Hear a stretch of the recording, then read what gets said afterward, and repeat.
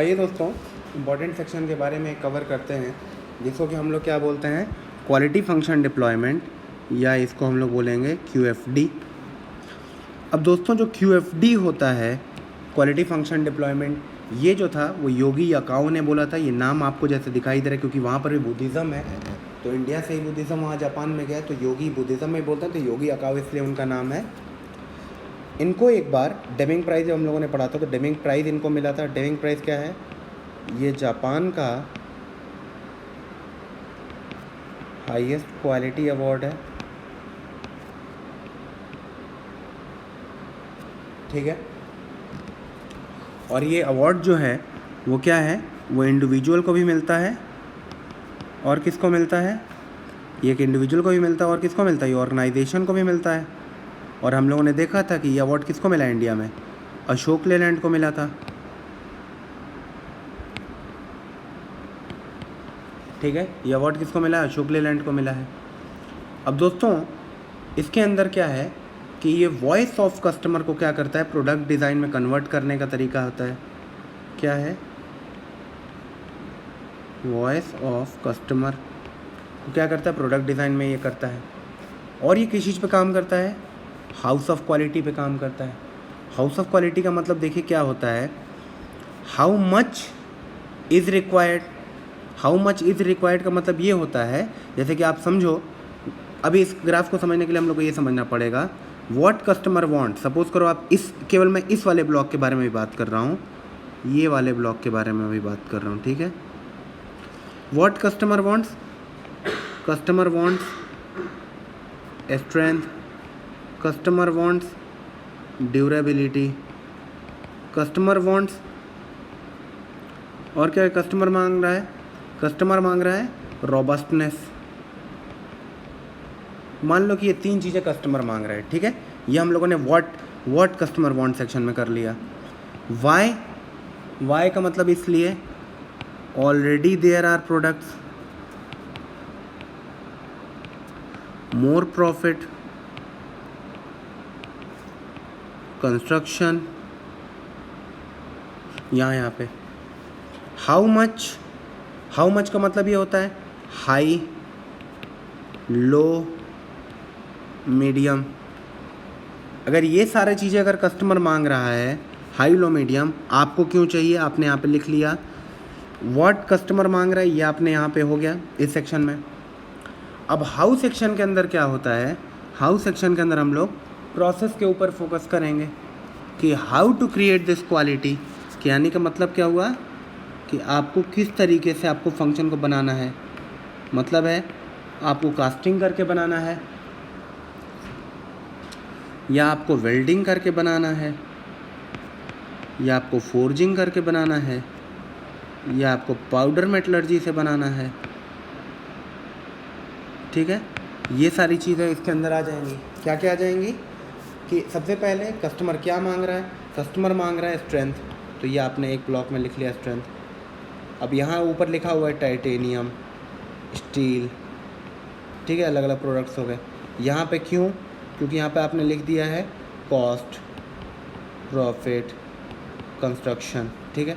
नीचे देखिए क्या आएगा, हाउ मच, तो हाउ मच के अंदर लिखा हुआ है लो, मीडियम, हाई, ठीक है। अब ऊपर यहाँ पे लिखा रहेगा फोर्जिंग, कास्टिंग, ठीक है, पाउडर मेटलर्जी, ड्रिलिंग, इस तरीके से आपका चार्ट बना रहेगा। और यहाँ पे अलग अलग जैसे सिंबल्स को हम लोग यूज़ कर लेंगे, ठीक है। यानी कि स्ट्रेंथ के लिए टाइटेनियम मान लीजिए सबसे अच्छा है, ड्यूरेबिलिटी के लिए ये स्टील, और ये वाला जो सिंबल हो गया हम लोग का क्या हो गया, ये हाई का हो गया। ये वाला जो सिंबल हो गया वो किसके लिए हो गया, मीडियम हो गया। और ये वाला जो सिंबल हो गया वो किसके लिए हो गया, ये वाला सिंबल जैसे कि आप सपोज़ करो लो के लिए हो गया। तो स्ट्रेंथ के लिए कॉस्ट पे आपने लिख लिया स्ट्रेंथ किसका है, टाइटेनियम का ज़्यादा है, ठीक है। इसी तरीके से ड्यूरेबिलिटी आपकी स्टील की ज़्यादा है, टाइटेनियम की मीडियम है, और कास्ट आयरन अगर मान लीजिए तो कास्ट आयरन की लो है। लेकिन रोबस्टनेस ऑफ कास्ट आयरन सबसे ज़्यादा है। यहाँ पे स्टील जो है वो क्या हो गया, यहाँ पे आपका टाइटेनियम लो हो गया, और उसके बाद क्या हो गया, स्टील जो हो गया वो क्या हो गया आपका मॉडरेट हो गया। तो अब आप क्या करेंगे, इन सबको कर लेंगे और आप क्या करेंगे, स्ट्रेंथ को आप वेटेज दे देंगे, स्ट्रेंथ 5, ड्यूरेबिलिटी 3, रॉबस्टनेस को आपने क्या दिया 2 पॉइंट दे दिया। ठीक है, इन बेसिस पे क्या करेंगे आप अपने सारे के सारे प्रोजेक्ट, ये क्या नाम है, पार्ट्स को आप क्या करेंगे, डिज़ाइन करेंगे। और जब आप अपने सारे के सारे पार्ट्स को यहाँ पे डिज़ाइन करेंगे तो ये वेटेज देंगे। ये वेटेज चाहिए, देखिए ये वेटेज जो था वो आउट ऑफ क्या था, ये आपने आउट ऑफ 10 का वेटेज दिया था। तो एक बात बताइए, अगर इसका वेटेज 5 का है तो स्ट्रेंथ का वेटेज कितना हो जाएगा, 5/10। ठीक है दोस्तों, यानी ये क्या हो गया, 0.5 का हो गया। सिमिलरली स्ट्रेंथ का वेटेज हम लोगों ने देख लिया, ड्यूरेबिलिटी का वेटेज कितने का हो जाएगा, 0.3 का, और रॉबस्टनेस का वेटेज कितना हो जाएगा, 0.2 का हो जाएगा दोस्तों। अब उसके बाद आते हैं टाइटेनियम के ऊपर। देखिए टाइटेनियम को मान लीजिए कि हाई है तो 3 रेटिंग, मीडियम है तो 2 और लो है तो 1। तो टाइटेनियम को स्ट्रेंथ के लिए कितना पॉइंट मिला था, टाइटेनियम को स्ट्रेंथ के लिए मिलेगा 3 × 0.5 that is equals to how much, 1.5। Steel को कितना मिलेगा, 2 × 0.3 दैट मीन्स 0.6। और कास्ट आयरन को कितना मिलेगा, 1 × 0.2 दैट मीन्स 0.2। ठीक है दोस्तों, अब ये स्ट्रेंथ का हो गया। अब करते हैं ड्यूराबिलिटी का पॉइंट। टाइटेनियम को देखिए कितना मिलेगा, टाइटेनियम को हम लोगों ने रेट जो किया है वो मीडियम रेटिंग किया है, यानी कि 2 रेट किया है। ठीक है, और दोस्तों ड्यूराबिलिटी का पॉइंट कितना है, 0.3 है। ठीक है, ड्यूराबिलिटी के लिए हम लोगों ने क्या किया था, 0.3 दे रखा है। ये सॉरी ये सारे 0.5 ही होंगे, यहाँ पे हम लोग को ये 0.5 लेना था, ये 0.5 लेना था, क्योंकि स्ट्रेंथ का वेटेज कितना है, वो एक्चुअली 0.5 का है। ठीक है, तो स्ट्रेंथ का वेटेज जो है वो 0.5 का है, ये हो गया 0.5। तो कितना हो जाएगा, 2 × 0.5, 2 × 0.5 हो जाएगा 1 का आपने वेटेज दे दिया। सिमिलरली आपने कास्ट आयरन को कितना दिया था, 1 है रेटिंग इंटू 0.5 यानी कि 5.5। अब आइए 2 × 0.3 हो गया 0.6। स्टील के लिए देखिए आपने ड्यूरेबिलिटी के लिए कितना दिया है, 0.3 रेटिंग दिया है, और स्टील का है 0.3 का। ठीक है, तो कितना हो जाएगा ये 0.9। और कास्ट आयरन का कितना हो जाएगा, फिर से कास्ट आयरन का हो जाएगा 1 रेटिंग आपने दिया है, वीक में उसको आपने रखा है, फिर से लो रेटिंग दिया है, और इंटू आपने मल्टीप्लाई क्या कर दिया, पॉइंट क्या मल्टीप्लाई करेंगे हम लोग, 1 मल्टीप्लाई, ये 3 हो जाएगा, तो ये क्या हो जाएगा 0.3। आइए अब लास्ट वाला रॉबस्टनेस हो गया। रॉबस्टनेस में टाइटेनियम, रॉबस्टनेस का पहले ये बताइए आप, वेटेज कितना है 0.2, तो पहले तो हम लोग 0.2 सब में मल्टीप्लाई कर दे रहे हैं।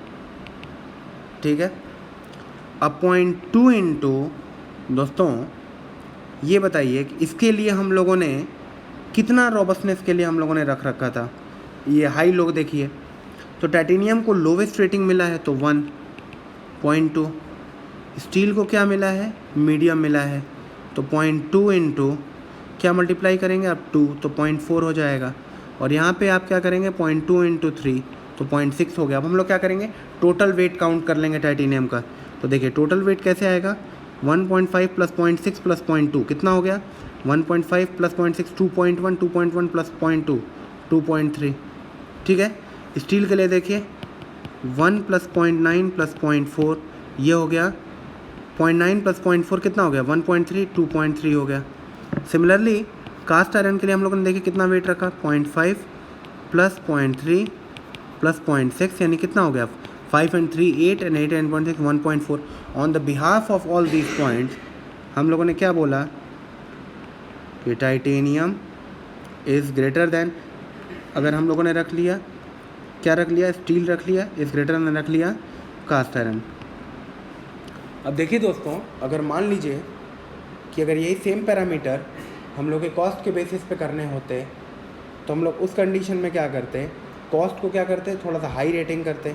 तो कॉस्ट को जैसे ही हम लोग थोड़ा सा हाई रेटिंग करेंगे वैसे ही क्या हो जाएगा, ये पूरी तरीके से टेबल बदल जाएगा, उस तरीके से हम लोग अलग प्रोडक्ट को चूज़ करेंगे।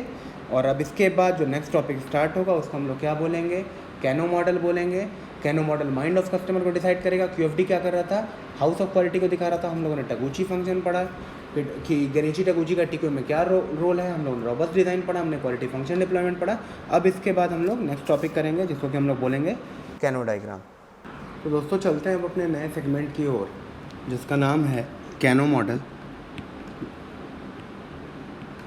दोस्तों अभी तक हम लोगों ने जो पढ़ा वो क्वालिटी फंक्शन डिप्लॉयमेंट पढ़ा। क्वालिटी फंक्शन डिप्लॉयमेंट जो होता है वो क्या करता है, वॉइस ऑफ कस्टमर को बताता है। वॉइस ऑफ कस्टमर का मतलब क्या है कि रिक्वायरमेंट क्या है कस्टमर्स की, ये रिक्वायरमेंट्स बताता था हम लोग को। वो हम लोग को समझ में आया, पूरा हम लोगों ने हाउस ऑफ क्वालिटी बनाया और हाउस ऑफ क्वालिटी बना करके हम लोगों ने देखा कैसे करते हैं। उसके बाद देखिए दोस्तों, जो नया और जो नेक्स्ट सेगमेंट होता है जो कस्टमर से रिलेटेड होता है उसको हम लोग बोलते हैं कैनो मॉडल या कैनो डायग्राम। ये जो कैनो डायग्राम होता है ये क्या करता है, ये आपके माइंड ऑफ कस्टमर को बताता है।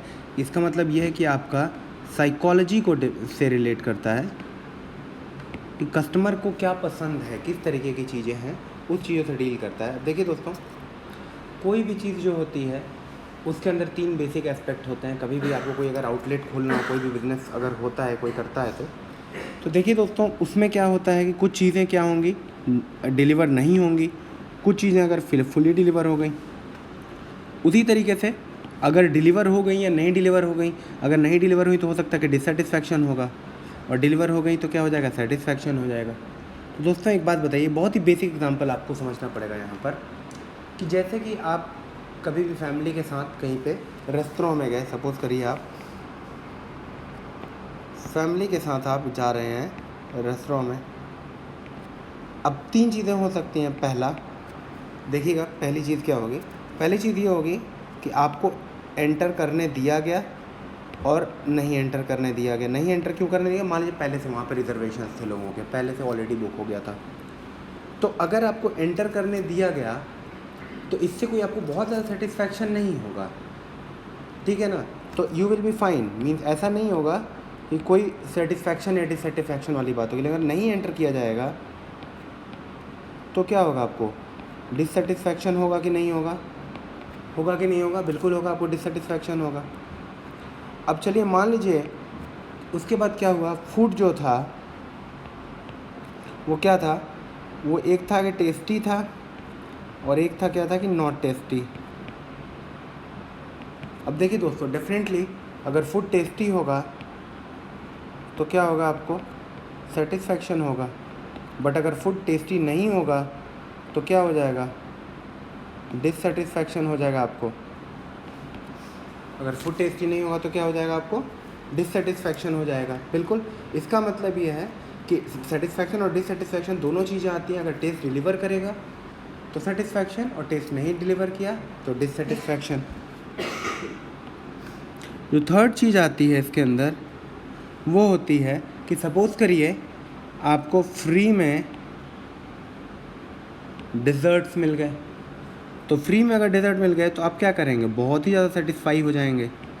बट अगर मान लीजिए नहीं मिला, अगर आपने नॉट रिसीव्ड, तो उससे कोई प्रॉब्लम नहीं होगी आपको, है कि नहीं। तो उससे भी आपको क्या होगी, कोई प्रॉब्लम नहीं होगी। तो दोस्तों एक चीज़ हम लोग को समझ में आई है कि किसी भी चीज़ के ठीक होने या मतलब तीनों अलग अलग पैरामीटर्स के बेसिस पर हम लोगों ने क्या किया, जज किया।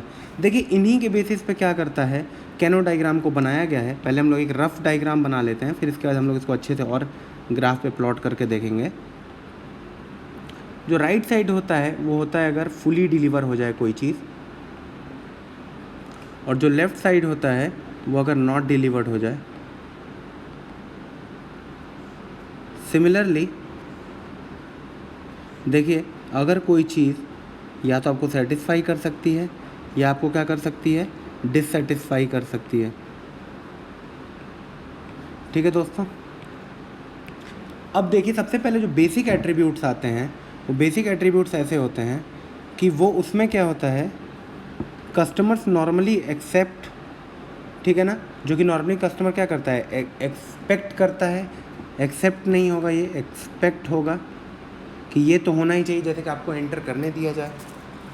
अगर मिल गया तो फाइन है, अगर नहीं मिला तो डिससेटिस्फैक्शन। तो बिल्कुल उसी तरीके से ये अगर हम लोग ग्राफ बना लें तो ये क्या हो जाएगा, आपका बेसिक एट्रीब्यूट्स, यानी कि आपको एंटर करने दिया गया तो ये क्या हुआ, ये आपका एकदम बेसिक एट्रीब्यूट्स हुए। ठीक है दोस्तों। तो अगर एंटर करने दिया गया, अगर मान लीजिए आपको नॉट डिलीवर्ड यानी कि नहीं एंटर करने दिया गया, तो आप क्या करेंगे, डिससेटिस्फाई हो जाएंगे। ठीक है, तो देखिए ये ग्राफ जो रहेगा, ये जो 4 जोन है इसको जोन 4 बोलते हैं, इसको जोन 1 बोलते हैं, इसको जोन 2 बोलते हैं और इसको जोन 3 बोलते हैं। ठीक है दोस्तों। इसके बाद देखिए जो नेक्स्ट टाइप का आता है एट्रीब्यूट, वो कौन सा था आपका, फूड वाला था, यानी कि इसको हम लोग क्या बोलेंगे, 1 डायमेंशनल एट्रीब्यूट्स बोलेंगे। ये कौन से एट्रीब्यूट्स हो गए, ये 1 डायमेंशनल एट्रीब्यूट्स हो गए। और जो नेक्स्ट टाइप का होता है उसको हम लोग क्या बोलते हैं, इसको हम लोग बोलते हैं एक्सपेक्टर्स। ये क्या होते हैं, एक्सपेक्टर्स होते हैं। अगर ये मिल गए तो बहुत ही ज़्यादा आप सेटिस्फाई हो जाएंगे, और नहीं मिले तो क्या हो जाएंगे, आप डिससेटिस्फाई हो जाएंगे। तो इनको क्या बोलते हैं, एक्सपेक्टर्स, या आप इनको क्या बोलते हैं, एक्साइटर्स।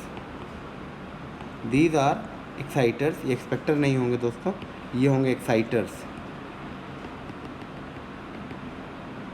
और ये क्या हो जाएंगे, बेसिक एट्रीब्यूट्स। ये आप एक्सपेक्ट कर रहे हैं तो ये एक्सपेक्टर्स हो जाएंगे। तो इसी तरीके से देखिए, फिर से आइए देख लेते हैं। अगर बेसिक एट्रीब्यूट्स के बारे में अगर हम लोग चर्चा कर रहे हैं, अगर हम लोग बेसिक एट्रीब्यूट्स के बारे में चर्चा कर रहे हैं, तो ये देखिए, अगर ये डिलीवर हुआ तो क्या होगा, अगर ये डिलीवर हो गया तो आप ओके हैं, और नहीं डिलीवर हुआ तो क्या हो जाएंगे, आप डिससेटिस्फाई हो जाएंगे। सिमिलरली दोस्तों 1 डायमेंशनल एट्रीब्यूट्स के बारे में बात कर लेते हैं। अगर डिलीवर हुए तो देखिए आप क्या होंगे, अगर ये फुली डिलीवर्ड तो आप सेटिस्फाई हो जाएंगे। अगर मान लीजिए यहाँ पे आप देखिए इस जोन के बारे में अगर हम लोग बात करें, क्या हुआ, ये डिलीवर नहीं हुआ, खाना टेस्टी नहीं था, तो आप क्या हो जाएंगे, आप उस कंडीशन में डिससेटिस्फाई हो जाएंगे। सिमिलरली जो थर्ड टाइप का होता है एट्रीब्यूट, वो होता है हम लोग का एक्साइटिंग एट्रीब्यूट्स। देखिए अगर नहीं मिला, नॉट डिलीवर्ड, तो क्या होंगे, आपको कुछ भी नीचे की ओर ग्राफ आपका नहीं प्लॉट हुआ, देखिए आपका नीचे तो गया नहीं है, कर्व ऊपर ही रहा, तो कोई आपको डिससेटिस्फैक्शन नहीं होगा। लेकिन अगर ये चीज़ नहीं डिलीवर हो पाया तो आपको क्या हो जाएगा, डिससेटिस्फैक्शन हो जाएगा। अरे सॉरी, अगर आपको ये फुली डिलीवर हो गया तो ये क्या हो जाएगा, सेटिस्फैक्शन हो जाएगा। तो दोस्तों इस तरीके से हमको साइकोलॉजी के बारे में कस्टमर का समझ में आया। क्या चीज़ें समझ में आई हम लोगों को कुछ यहाँ पे, कि 3 तरीके के एट्रीब्यूट्स होते हैं। कौन से, एक्सपेक्टर्स या बेसिक एट्रीब्यूट्स, 1 डायमेंशनल एट्रीब्यूट्स और एक्साइटर्स। अगर ये डिलीवर हो गए, यहाँ पे हम लोग नॉट डिलीवर लिख लेते हैं, और यहाँ पे हम लोग डिलीवर लिख लेते हैं। तो देखिए दोस्तों, अगर ये एक्सपेक्टर्स जो हैं वो नहीं डिलीवर हुए तो हम लोग को डिससेटिस्फैक्शन हो जाएगा। ठीक है, और नहीं डिलीवर हो गए यानी आपको एंटर करने दिया गया तो कोई आपको दिक्कत नहीं होगा, ना आप सेटिस्फाई होंगे ना आप कोई डिससेटिस्फाई होंगे। 1 डायमेंशन अगर नहीं मिले आपको तो डिससेटिस्फैक्शन हो जाएगा, और अगर मिल गए हैं आपको तो आप क्या करेंगे, सेटिस्फाई हो जाएंगे। सिमिलरली एक्साइटर्स का है कि अगर नहीं मिले तो कोई दिक्कत नहीं है, अगर मिल गए तो क्या हो जाएंगे, आप सेटिस्फाई हो जाएंगे। तो इस तरीके से इस टेबल को आप कैनो डायग्राम के अंदर याद रखेंगे। और इम्पॉर्टेंट पॉइंट है जो कि याद रखने वाली चीज़ है वो ये है कि देखिए कैनो डायग्राम जो है वो क्या करता है, वो माइंड ऑफ कस्टमर को बताता है, और क्वालिटी फंक्शन डिप्लॉयमेंट जो है वो वॉइस ऑफ कस्टमर को बताता है। ठीक है दोस्तों, तो ये होता है आपका क्वालिटी फंक्शन डिप्लॉयमेंट, और ये हो गया आपका कैनो डायग्राम। चलिए दोस्तों, अब नेक्स्ट सेगमेंट हम लोग नए टॉपिक के बारे में बात करें।